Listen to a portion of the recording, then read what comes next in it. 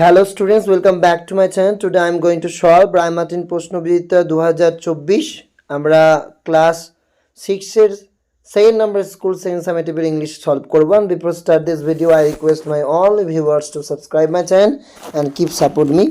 চলো আজকের এই ভিডিওটি শুরু করা যাক। প্রথমত প্যাসেজটিকে পড়ে নিতে হবে। প্যাসেজটি রয়েছে দ্য ম্যাজিক ফিশবোন থেকে। There was once a king and he had a queen. তো একদা এক রাজা ছিলেন বা এককালে এক রাজা ছিলেন, তার ছিল এক রানী। They had several children, তাদের অনেকগুলো ছেলে মেয়ে ছিল। Alicia was the eldest who looked after the other children. Alicia ছিল সবথেকে বড়, যে অন্য ছেলে মেয়েদের দেখাশোনা করত। The king was in his private profession under the government. রাজা ছিলেন তার ব্যক্তিগত পেশায় সরকারের অধীনে। The queen's father had been a medical man out of the town. আর রানীর বাবা শহরের বাইরে একজন চিকিৎসক ছিলেন। One day the king was going to office when he stopped at the fishmonger's shop. একদিন রাজা দপ্তরে যাওয়ার সময় মাছ বিক্রেতার দোকানে থামলেন। He needed to buy a pound and half of salmon which the queen had requested him to send home. 1.5 pound salmon কেনার দরকার ছিল, যা তাকে ঘরে পাঠাতে অনুরোধ করেছিলেন রানী। He had not proceeded far after finishing his shopping.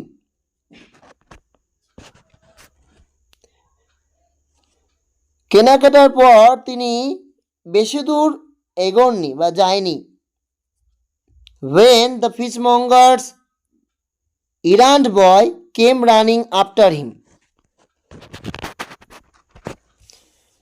যখন মাছ বিক্রেতার কর্মচারী ছেলেটি তার পিছু পিছনে ছুটে এলো। প্রশ্ন রয়েছে, টিক চিহ্ন দিতে হবে। Tick the correct alternatives. Alicia looked after, কাকে দেখাশোনা করতো? Her brother and sisters. B নম্বরটা হবে। The queen's father had a, রানীর বাবা ছিলেন একজন মেডিকেল ম্যান, এ নম্বর হবে। তারপর তিনটা প্রশ্ন রয়েছে। Who is the author of the story? গল্পের অথর কে? লেখক কে? Charles Dickens is the author of the story. Charles Dickens. What did the king want to buy? রাজা কি কিনতে চেয়েছিলেন? The king wanted to buy a pound and a half of salmon. Where did the king stop on his way while going to the office? The king stopped at the fishmonger's shop on his way while going to the office. এরপরে find out the words from the above text which mean the following. Moved forward, এটাকে বলা হয় proceeded। আমাদের passage থেকে same meaning খুঁজতে হবে। proceeded ওয়ার্ডটা তোমরা দেখতে পাচ্ছ, লাস্ট লাইনের আগের লাইনে আছে, দেখো he had not proceeded।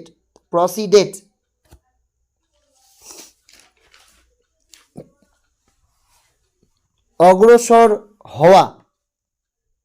a unit for measuring weight, এটা হবে pound.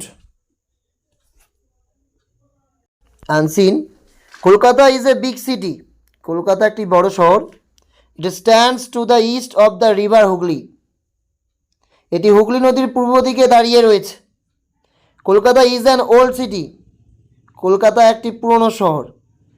It is 325 years old, এর বয়স 325 বছর। 300 বছর, অ্যান্ড 25 মানে 25, 325 বছর। People of different communities live here, এখানে বিভিন্ন সম্প্রদায়ের মানুষ বসবাস করে।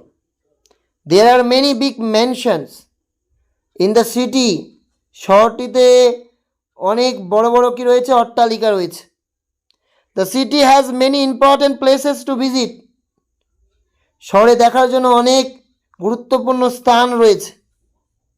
There are zoological garden, Indian museum, national library in this city. এই শহরে জুওলজিক্যাল গার্ডেন, ইন্ডিয়ান মিউজিয়াম,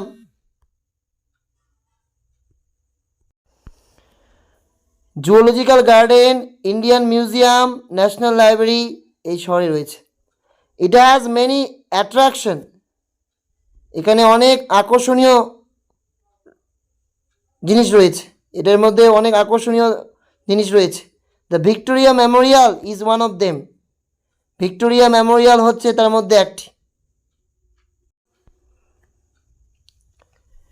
এরপরে রয়েছে fill in the blanks with suitable articles preparations. We went to the park and had a picnic. I played on a slide and had a chocolate. Then we took a walk. Identify the type of sentence. কোনটা কোন sentence সেটা বলতে হবে। Can we go there? আমরা কি সেখানে যেতে পারি? কোশ্চেন মার্ক, তাই এটা হবে interrogative sentence. What fun they had! Exclamation mark আছে, তাই এটা এক্সক্লেমেটরি সেন্টেন্স। সিট ডাউন, বসে পড়ো, আদেশ নির্দেশ করছে, তাই ইম্পারেটিভ সেন্টেন্স। এরপর রয়েছে স্টোরি। অ্যান ওল্ড ফার্মার কলস হিজ লেজি সন, একটা বৃদ্ধ কৃষক যে কিনা তার লেজি ছেলেদের ডাক দিল। Ask them to dig up treasure store in the field, মাঠে রয়েছে সম্পদ, সেটা খুঁড়তে বলল। Sons dig up the field but find no treasure, মাটি খুঁড়লো, মাঠ খুঁড়লো কিন্তু কোনো সম্পদ পেল না। Farmer ask them to sow seeds, তাদের কৃষক বলল বীজ ছিটিয়ে দিতে। আর রিচ হারভেস্ট, খুব ভালো শস্য উৎপাদিত হলো। And son understand the value of hard work, তারা মানে বুঝলো, পরিশ্রমের মানে বুঝলো। An old farmer had idle sons. They were very lazy. So the farmer was unhappy.